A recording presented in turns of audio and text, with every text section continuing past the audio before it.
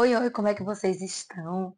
Tô aqui com essa voz um pouco gripada, mas vim trazer esse vídeo curto do YouTube para a gente falar um pouco sobre a reforma tributária e o ITCMD. Então, para você que está aqui querendo estudar para exame da ordem, para aprender reforma tributária ou para algum concurso, vem comigo. Você sabe que os impostos estaduais estão previstos no artigo 155 da nossa Constituição, tá? Então, aqui nós temos no inciso 1 o imposto da transmissão causa mortes doação, que é quando alguém morre ou quando há uma doação. Quando morre é porque vai transferir o patrimônio, né, por inventário. Você sabe que existe o ICMS até 2033, que aí com a reforma ele vai ser substituído gradativamente pelo IBS, e o IPVA, Imposto sobre Propriedade de Veículos Automotores. Então, temos aí os impostos estaduais. O que eu quero trazer hoje são detalhes sobre as mudanças em relação ao ITCMD, tá? Esse imposto antes ele era previsto de forma unificada com o ITBI no Código Tributário, então muito cuidado, que eu coloquei aí do artigo 35 ao 42, que nós temos essas regras, mas que também servem para o ITBI, porque antes era um imposto único. Hoje eles são separados, tá? O TCMD ficou para o Estado, ITBI município, mas atenção aí do artigo 35 ao 42. Por quê? Porque eu já vi em prova da ordem dizer assim, de acordo com o Código Tributário, quem é que pode ser contribuinte do ITCMD em relação à doação, por exemplo? Pode ser o doador ou donatário, conforme dispuser a lei.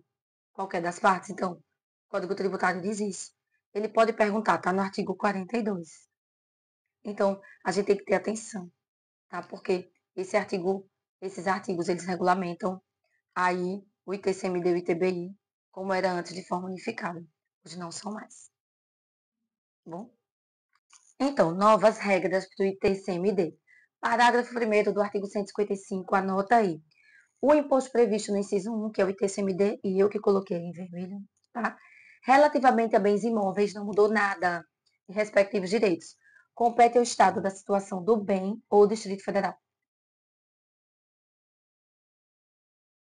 Que fulaninho morreu, que deixou bens imóveis, e aí vem onde é que vai ser pago o ITCMD, tarará, e você vai marcar no domicílio do decujus, onde ele morava. Bom? Inciso 3, 4 e 5 não mudaram nada. O parágrafo 1º, né? Que vai ser por lei complementar quando for em relação à doação e o sujeito tiver domicílio ou residência no exterior, ou se o decujus tinha bens, ou era residente ou domiciliado, ou teve seu inventário processado no exterior. Vai ser lei complementar que vai tratar. O inciso 4, as suas alíquotas máximas vão ser fixadas pelo Senado. Ele dá um limite de alíquotas máximas. Nesse caso, o Senado tem dado limite de 8% e não incidirá sobre as doações destinadas no âmbito do Poder Executivo da União a projetos socioambientais ou destinadas a mitigar os efeitos de mudanças climáticas, instituições e as instituições federais de ensino. Então, esses dois aí, nenhuma alteração. Agora, o inciso 6 e 7, sim. E agora vem também sobre a reforma tributária. Bom, esses dois incisos, eles foram inseridos, incluídos pela reforma tributária, que é a emenda 132, você já sabe. Então, o que significa? Primeiro, que o STF já previa que o ITCMD poderia ser progressivo. Professora, eu não sei o que é progressividade. É ter várias alíquotas. De 2 a 8, de 2 a 5, como o IPTU, tá? Então, agora foi inserido aqui. Será progressivo, em razão do valor do quinhão, do legado da doação. Dependendo do valor da doação, por exemplo, ele vai aumentando o valor das alíquotas, tá certo? E veio uma imunidade. Isso aqui vai estar em prova, gente. Nova imunidade. Não incidirá sobre as transmissões e as doações para as instituições sem fins lucrativos, com finalidade de relevância pública e social, inclusive as organizações assistenciais e beneficentes, vou grifar assim, fica mais bonitinho, de entidades religiosas, institutos científicos e tecnológicos, e por elas realizadas na consecução de seus objetivos sociais, observadas as condições estabelecidas em lei complementar. Então, tem essa nova imunidade. O que é imunidade? É que ele não incide nesses casos, todas as missões e doações para essas instituições, tá? Mas lembre-se, elas têm que atender às condições estabelecidas em lei complementar. Isso vai começar a ser cobrado em prova também. E eu fiz questão de trazer para vocês aqui. Tá certo? Outro detalhe em relação a bens do exterior, que vai ser, que é por lei complementar, que eu falei para vocês, que isso já era um posicionamento do STF, ele só manteve, tá? Então não teve mudança em relação a isso. Mas esses dois incisos aqui, a progressividade ela já era aceita para o ITCMD, mas agora é constitucional. E aqui tem uma nova imunidade tributária também, que vai estar sendo cobrado na sua prova. Então, vale a pena você dar uma lida e marcar aí, tá? Eu saí aqui para você ver. Ainda falando dos impostos estaduais, então, vamos falar das mudanças para o IPVA. Alguns detalhes, tá? Você vai aí também no 155, só que agora é o parágrafo 6º. Se você tiver com a sua Constituição, melhor ainda. Então, o que eu preciso saber, professora, aí, para o exame da ordem? Primeiro, até para quem for fazer outras provas também, né? Reforma tributária, com tudo aí. Então, o IPVA, eu coloquei ele aqui, que é o imposto previsto no inciso 3. Ele terá as alíquotas mínimas fixadas pelo Senado, o mínimo que o Estado pode cobrar, e poderá ter alíquotas diferenciadas em função do tipo, isso já estava na Constituição, do valor, da utilização e do impacto ambiental. Isso foi incluído com a reforma tributária. Essa reforma está com o nome de economia verde também, porque ela preserva muito o meio ambiente com imposto seletivo, tributando o que faça mal para o meio ambiente. Então, anota aí que isso também vai estar tanto em prova de OAB quanto em prova de concurso, mesmo na sua frente, tenho certeza. Essa questão aqui do impacto ambiental. Os veículos que tiverem maior impacto ambiental poderão ter IPVA mais caro. Tá certo? E incluiu esse inciso 3, que vai incidir sobre a propriedade de veículos automotores terrestres, aquáticos e aéreos. Só que nesse inciso 3 traz as exceções. Quais são elas? E aí, só para você entender, vou até abrir aqui. Em resumo, essas exceções, elas falam das embarcações de empresas de transportes de pessoas jurídicas como cruzeiros. Elas também, elas não vão pagar IPVA, são imunes, tá? Também em relação a empresas de transporte de mercadorias, cargueiros de cargas e embarcações de pescadores artesanais, jangadas, por exemplo. E aí, esses terão imunidades, tá bom? Vou voltar aqui. Então, esse inciso 3, ele traz essas exceções. Aeronaves, deixa eu subir aqui. Ó, não incidirá, né? Incidirá, exceto aeronave agrícola e operador certificado para prestar serviço aéreo a terceiros. Embarcações de pessoas jurídicas que detêm outorga para prestar serviço de transporte aquaviário ou de pessoa jurídica ou pessoa física ou jurídica que pratique pesca industrial, artesanal, científica ou de subsistência.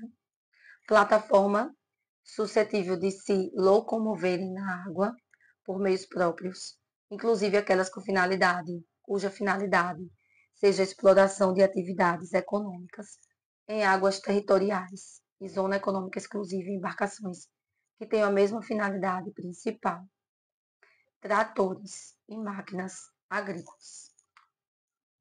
Aí na linha D. Põe os impostos municipais. Artigo 156, tá? Eu estou trazendo esses impostos, lembrando também que nós temos agora o IBS, que é o Imposto sobre Bens e Serviços, que foi inserido com a reforma pelo 156A, que é uma competência compartilhada entre os estados, Distrito Federal e município, tá? Esses do 156 são de competência do município. O IPTU, o ITBI, Imposto de Transmissão de Bens Intervivos, e o ISS. Eu coloquei os artigos que vocês precisam saber aqui do Código Tributário, lembrando que esse aqui é da Constituição. E aí, qual é o artigo do IPTU no Código Tributário? Do 32 ao 34. O artigo do ITBI, os artigos do 35 ao 42, como eu já venho dizendo. ITBI antigamente era um imposto sobre transmissão, junto com o ITCMD. Cuidado com esses artigos do CTN, tá? Eles regulamentam os dois como se fosse um só, e não é mais assim, mas está lá. E o ISS, ele não está não tá no Código Tributário, está na Lei Complementar 116 de 2003. Quase não sai. Tudo bem, tá aqui. Bom, esses são os impostos de competência do município atualmente, sabendo que o ISS já vai vazar, vai ficar só o IBS. Em 2033, isso vai ser gradativamente, tá bom? Para fechar, eu quero falar de mudanças no IPTU com a reforma tributária, que vai estar sendo cobrado aí mais adiante em todas as provas, tá? Então, o que eu preciso saber? Falando dos impostos municipais, né? Já sabe que eles estão no artigo 156 da Constituição, lembrando também da cobrança agora compartilhada, vou abrir aqui para você, da mudança compartilhada do IBS, que é compartilhada entre Estado, DF e município, tá? O IPTU, aí no 156, inciso 1. Eu vou abrir aqui o que a reforma tributária trouxe. O parágrafo 1º, ele já estava lá falando do IPTU, mas agora foi incluído o inciso 3. Então, sem prejuízo da progressividade no tempo, a que se refere a Constituição lá no artigo 182, o imposto previsto no inciso 1, eu que coloquei aí IPTU, tá bom, gente? Ele pode ser progressivo, a gente já sabe, as alíquotas podem ser diferenciadas e por isso chama progressivo, 1, 2, 3%. Ele pode ter alíquotas diferentes de acordo com a localização e uso do imóvel. E também o que foi incluído foi isso aqui. Ter sua base de cálculo atualizada pelo Poder Executivo, conforme critérios estabelecidos em lei municipal. A gente lembra que na nossa Constituição, lá no parágrafo 1º, do artigo 150, ele diz que não se aplica a anterioridade nonagesimal, os 90 dias, na fixação da base de cálculo do IPTU e do IPVA. O IPTU, ele tem a sua base de cálculo. Então, vamos dizer assim, o município ele tem uma tabela, ele vai dizer mais ou menos quanto seria o imóvel naquela região. Vai ser um pouco mais baixo do que o valor de mercado para poder não onerar tanto o IPVU, o IPTU, pensando em IPVA, o IPTU, tá certo? Então, a base de cálculo, o Poder Executivo que vai estabelecer conforme critérios em lei municipal. Vai dizer, ó, aquela região, mais ou menos, o imóvel vale tanto, para fins de cálculo de IPTU.